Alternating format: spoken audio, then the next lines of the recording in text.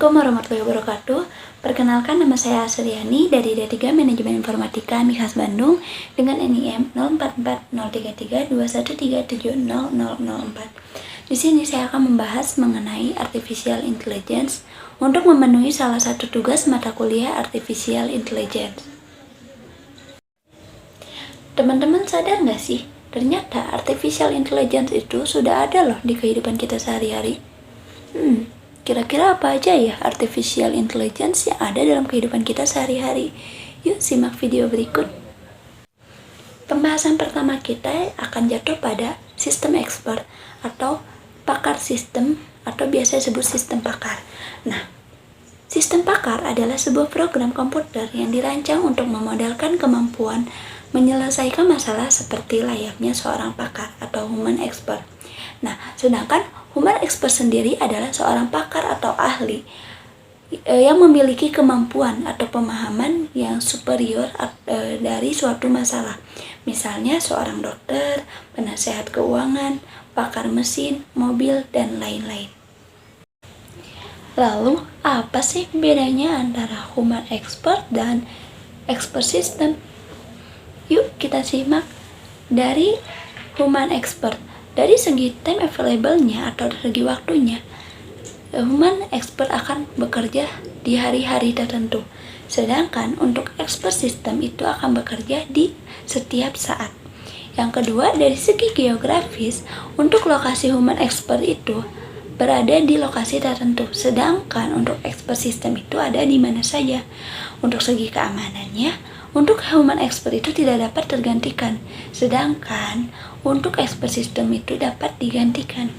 Lalu untuk segi perishable atau dapat habisnya, maka human expert itu ya dapat habis, sedangkan untuk expert system itu tidak akan habis. Lalu untuk faktor performasinya, untuk human expert itu bervariabel atau tidak menentu, sedangkan untuk expert system itu konsisten. Lalu untuk segi kecepatannya, untuk human expert juga itu variabel dan tidak menentu, sedangkan untuk expert system itu konsisten dan bahkan bisa lebih cepat. Untuk biayanya, human expert itu sangat-sangat biasanya itu tinggi, sedangkan untuk expert system sendiri itu harganya sangat terjangkau. Ya, expert system itu harus dikembangkan untuk menggantikan seorang pakar. Ternyata berikut alasan mengapa expert system harus dikembangkan. Yang pertama, dapat menyediakan kepakaran setiap waktu dan di berbagai lokasi. Yang kedua, seorang pakar akan pensiun atau pergi. Dan yang ketiga, seorang pakar itu mahal, sedangkan expert system itu terjangkau. Teman-teman, tahu nggak sih? Ternyata untuk expert system sendiri itu udah ada loh aplikasinya. Yang pertama ada Dendral, aplikasi untuk mengidentifikasi struktur molekul pada campuran kimia yang tidak dikenali. Yang kedua ada Mishine, merupakan software yang dibangun untuk mendiagnosis berbagai jenis penyakit. Jadi, untuk penyakit ringan itu kita sudah bisa mendiagnosis menggunakan aplikasi ini. Lalu yang ketiga ada Prospector atau aplikasi yang diterapkan untuk kebutuhan pada bidang geologi. Lalu yang keempat ada aplikasi Exxon atau Excel, merupakan software yang digunakan untuk mengkonfigurasi sistem komputer yang besar. Pada pembahasan kedua kita akan membahas tentang speech recognition. Speech recognition merupakan salah satu dari bentuk artificial intelligence atau AI, di mana speech recognition adalah sebuah kemampuan yang dimiliki oleh mesin atau aplikasi untuk mengidentifikasi kata atau frasa yang terdapat dalam bahasa lisan. Kata dan frasa tersebut akan diolah dan dirubah menjadi sebuah format yang dapat dibaca oleh mesin atau aplikasi tersebut. Setelah kata dan frasa telah diolah menjadi format, speech recognition akan menganalisa perintah apa yang masuk dan perintah apa yang akan dikerjakan atau respon apa yang akan diberikan oleh mesin atau aplikasi tersebut. Secara garis besar, speech recognition bertujuan untuk membantu mengerjakan tugas-tugas sederhana manusia seperti mengirim pesan, membacakan email terbaru, mengingatkan jadwal rapat, atau menanyakan sesuatu yang kita tidak tahu. Namun, seiring berkembangnya zaman, speech recognition tentu akan membantu banyak sektor seperti sektor kesehatan, militer, dan bisnis. Kita beri contoh, misalkan Budi sedang dalam perjalanan dari Jakarta ke Bandung. Dia menyetir mobil seorang diri. Di tengah-tengah perjalanan, dia teringat akan sesuatu produk yang ingin dia beli. Normalnya, Budi akan menepi terlebih dahulu dan menunggu hingga ia sampai Bandung. Namun, dengan adanya speech recognition, Budi tetap dapat memesan barang tersebut sambil menyetir tanpa harus mengorbankan waktu dan keselamatannya. Bagaimana caranya Budi menggunakan speech recognition ketika menyetir? Teman-teman pernah menggunakan Google Assistant? Nah, di situ teman-teman hanya tinggal menyebutkan apa yang teman-teman minta, maka Google Assistant akan merespon apa yang teman-teman minta. Begitulah sederhananya speech recognition.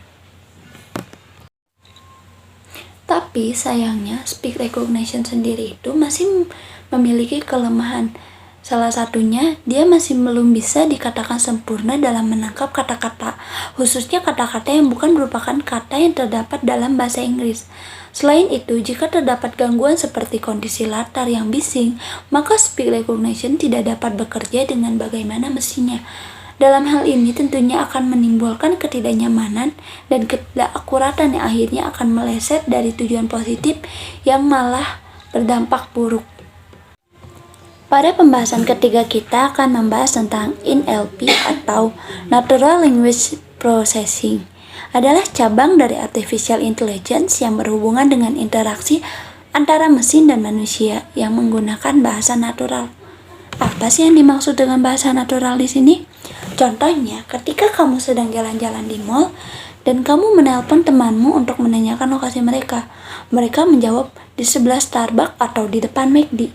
Lalu jawaban-jawaban tersebut mendeskripsikan lokasi dengan bahasa yang natural, alias bahasa yang mudah dimengerti oleh manusia dan bahasa yang biasa kita gunakan sehari-hari. AI sendiri mengandalkan NLP agar bisa berfungsi. Contohnya seperti Hey Siri, tolong setel lagu Hits 2020. Personal assistant online seperti OK Google, Siri, Cortana, dan Alexa menggunakan NLP untuk merespon petunjuk-petunjuk vokal. Lalu yang kedua ada penamaan lokasi. Aplikasi seperti Gojek dan Grab sudah menguasai NLP sehingga dapat memberi nama yang terdengar sangat natural di telinga manusia untuk sebuah lokasi. Misalnya, saat kamu memesan Gojek di daerah Monas, standarnya akan muncul lagi pilihan titik jemput yang lebih mendetail seperti di lobi atau di parkiran atau di basement terdekat. Nah, lalu yang ketiga ada aplikasi terjemahan bahasa seperti Google Translate juga menggunakan NLP untuk menerjemahkan bukan lagi kata per kata tetapi sudah konteks dan grammar bahasa. Lalu, pembahasan terakhir kita ada mengenai tentang computer vision. Computer vision merupakan suatu ilmu dalam mata kuliah teknik informatika yang memungkinkan sebuah komputer dapat melihat objek di sekitarnya. Tujuan melihat ini nantinya komputer dapat menganalisis sendiri gambar di depannya sehingga informasi tersebut dapat berubah menjadi perintah tertentu. Contohnya seperti cara kerja scan QR ketika kode scan QR deteksi oleh ketika kode scan QR dideteksi oleh komputer. Dalam hal ini maka kode yang telah di-scan pada komputer akan mengirimkan sebuah kode yang nantinya akan melaksanakan suatu perintah khusus. Bisa itu pembayaran, buka kunci, masuk dengan profil tertentu, dan lain-lain. Berikut manfaat dari computer vision. Yang pertama, mendapatkan informasi yang lebih jelas. Dengan menggunakan computer vision, kita sebagai pengguna dapat mengetahui objek yang lebih jelas. Contohnya saja penggunaan kamera. Dengan menggunakan kamera, kita dapat menangkap objek apa yang ditangkap oleh kamera menjadi lebih jelas. Bahkan dengan bantuan computer vision, kita dapat melihat objek-objek yang selama ini susah dilihat menjadi lebih mudah. Yang kedua ada peningkatan kualitas gambar.